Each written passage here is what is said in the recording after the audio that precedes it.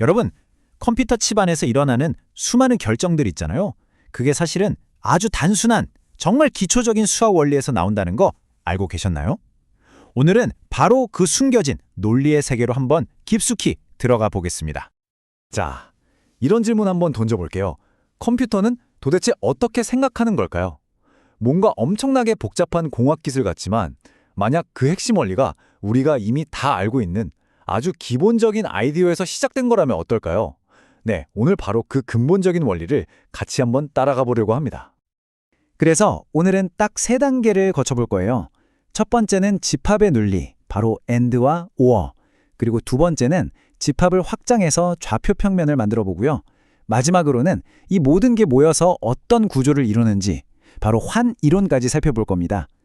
아주 간단한 모음에서 시작해서 현대 수학의 심장부까지 가는 여정이죠. 자, 그럼 첫 번째 단계부터 바로 시작해 볼까요? 네, 첫 번째 이야기, 집합의 논리입니다. 사실 모든 것의 시작은 이 집합이라는 정말 간단한 개념이에요.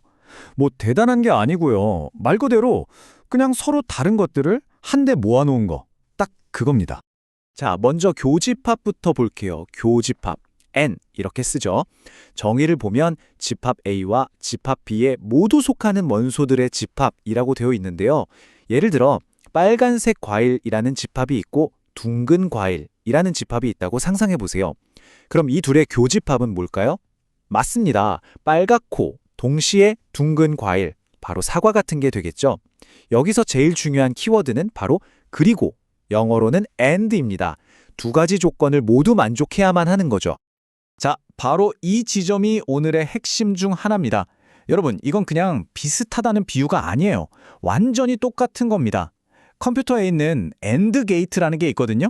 이게 뭐냐면 전기 신호 두 개가 모두 들어와야만 참, true 신호를 내보내는 장치예요. 어때요?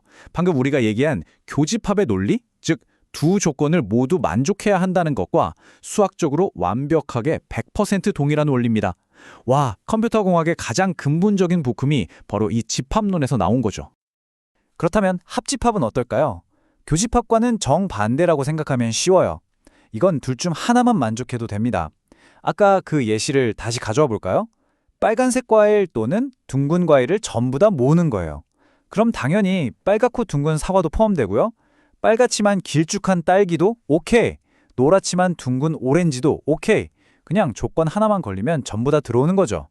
그래서 여기서의 핵심 키워드는 바로 또는, 즉 OR입니다. 네, 눈치채셨겠죠? 바로 이 원리가 컴퓨터의 OR 게이트입니다. 두 신호 중에 하나만 들어와도 참, 트루 신호를 내보내는 거죠. 한번 생각해 보세요.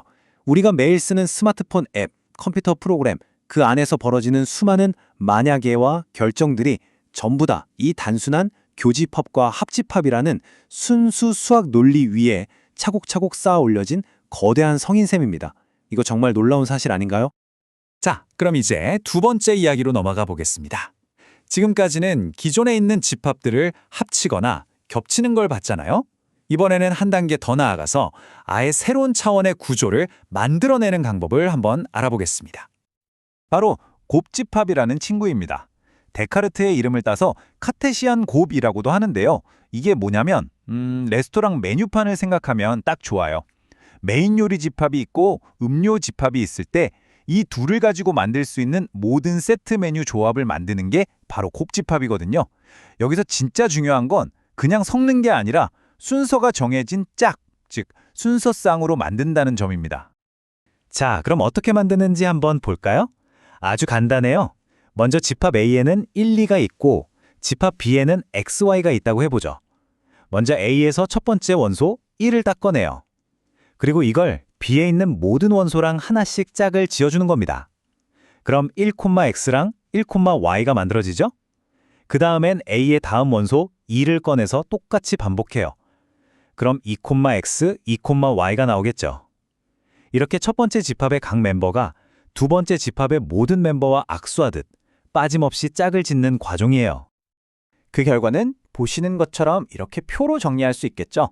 결국 우리는 1, 2와 X, Y라는 두 개의 단순한 집합을 가지고 1,X, 1,Y, 2,X, 2,Y 이렇게 4개의 새로운 순서쌍으로 이루어진 A 곱하기 B라는 완전히 새로운 집합을 탄생시킨 겁니다. 이게 정말 중요한 포인트인데요. 우리는 지금 선처럼 생긴 1차원 정보 2개를 가지고 면과 같은 2차원 정보를 창조해낸 거예요. 그리고 바로 여기서 모든 퍼즐 조각이 딱 맞춰집니다. 저 순서상 어디서 많이 본 것 같지 않으세요? 맞아요. 바로 좌표입니다. 우리가 중고등학교 때부터 너무나 당연하게 써왔던 그 XY 좌표 평면 있잖아요. 그게 사실은 이 곱집합이라는 수학적 연산을 그냥 그림으로 그려놓은 거였어요. 수평선 X축이라는 집합과 수직선 Y축이라는 집합의 곱집합, 그게 바로 우리가 알던 2차원 공간이었던 겁니다. 공간을 정의하는 가장 근본적인 수학적 방법이죠. 네, 드디어 마지막 단계입니다. 지금까지 우리가 살펴본 교집합, 합집합 같은 연산들이요. 이제 한 걸음 뒤로 크게 물러나서 이 연산들 너머에 숨어 있는 더 크고 더 깊은 패턴, 바로 구조에 대한 이야기를 해보려고 합니다. 이 표를 한번 보세요. 왼쪽은 집합 연산, 오른쪽은 우리가 잘 아는 숫자 연산입니다. 근데 가만히 들여다보면 뭔가 굉장히 비슷하지 않나요? 합집합 U는 왠지 덧셈 플러스처럼 작동하고요. 교집합 Q는 곱셈 곱하기처럼 작동해요. 예를 들어 교환 법칙이나 분배 법칙 같은 것들이 양쪽에서 똑같이 성립하거든요. 수학자들은 이런 걸 보면 절대 그냥 못 지나갑니다. 서로 완전 다른 세상인 줄 알았는데 동작하는 방식이 똑같네? 그렇다면 이 둘의 밑바닥에는 똑같은 설계도가 깔려있는 게 아닐까 하고 직감하는 거죠. 바로 이런 시스템을 수학에서는 대수적 구조라고 부릅니다. 말이 좀 어려워 보이지만 별거 아니에요. 마치 체스판 하나의 집합과 그 위에서 움직이는 말들의 규칙, 연산처럼 어떤 대상들의 모음과 그 모음 안에서 작동하는 규칙들의 묶음이 하나의 세트로 존재하는 모든 시스템을 가리키는 용어입니다. 그리고 그런 대수적 구조 중에서도 아주 특별하고 우아한 구조에 환, 영어로는 ring이라는 이름이 붙어 있습니다. 이 환의 가장 중요한 특징은 바로 시스템이 닫혀 있다는 거예요. 이게 무슨 말이냐면 마치 튼튼한 울타리가 쳐진 운동장 같은 거예요. 그 안에서 아무리 공을 차고 던져도 연산을 해도 공이 절대로 울타리 밖으로 나가지 않는다는 거죠. 연산의 결과가 항상 원래 집합의 멤버로 다시 돌아온다는 뜻입니다. 그러면 이 환 구조의 가장 완벽하고 대표적인 예시가 뭘까요? 놀랍게도 우리가 아주 어릴 때부터 매일같이 써온 정수의 세계입니다. 한번 생각해 보세요. 아무 정수나 2개 골라서 더해보세요. 결과는 무조건 또 다른 정수죠. 곱해도 마찬가지입니다. 정수끼리 더하거나 곱해서 갑자기 분수나 무리수가 튀어나오는 일은 절대로 없잖아요. 완벽하게 닫혀있는 아름다운 시스템, 그게 바로 정수이자 환의 가장 대표적인 모델인 겁니다. 자, 그럼 오늘 우리가 함께 걸어온 길을 한번 정리해 볼까요? 정말 대단한 여정이었어요.